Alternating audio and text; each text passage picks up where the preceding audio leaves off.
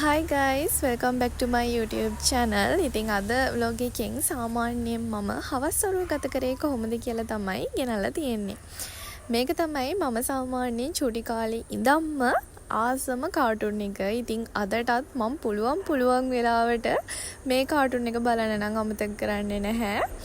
ඔයාලත් බලලා තියෙනවා නම් කමෙන්ට් එකක් දාගෙන යන්නකෝ. බලලා නැති කෙනෙක් ඉන්නවා නම් අනිවාර්යයෙන්ම බලන්න. අද මගේ හවස් වරුව ගෙවුනේ ගෙදර තනියම.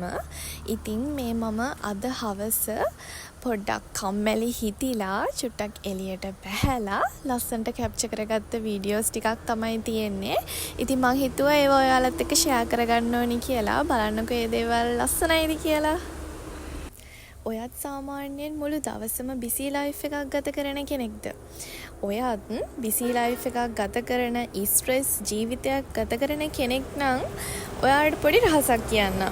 ඒ තමයි ඔයාලගේ ඒ ස්ට්‍රෙස් එක නැති කරගන්න පුළුවන් ක්‍රමයක් ගැන.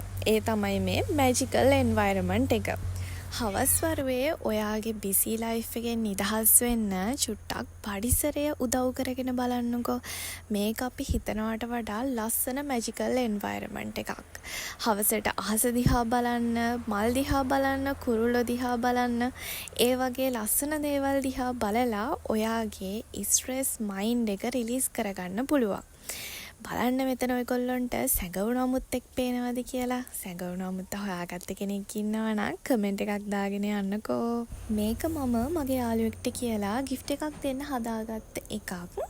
ඉතින් මට හිතුණා ෆ්‍රෙෂ් ෆ්ලවර්ස් දෙනවට වඩා මේ වගේ සාමාන්‍යයෙන් කල් තියාගන්න පුළුවන් ගොඩක් කාලයක් තියාගෙන ළඟින් තියාගෙන මාව මතක් වෙන ගිෆ්ට් එකක් දුන්නොත් හොඳයි කියලා. ඉතින් ඒ හින්දා තමයි මම මෙහෙම ගිෆ්ට් එකක් දුන්නේ. ඒ ගැන ඔයාලගේ අදහසත් කමෙන්ට් එකක් දාගෙන යන්නකෝ.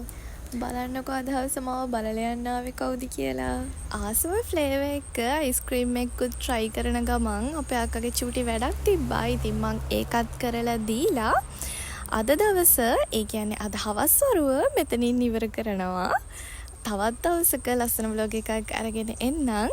ඉතින් මං හිතනවා අද මේ vlog එක බලපු ඔයාට සාමාන්‍යයෙන් තිබ්බනම් ස්ට්‍රෙස්ෆුල් ලයිෆ් එකක් ඒක චුට්ටක් හරි රිලීස් වෙලා ඔයාගේ මයින්ඩ් එක රිලැක්ස් වෙන්න ඇති කියලා. අදට vlog එක මෙතනින් ඉවරයි.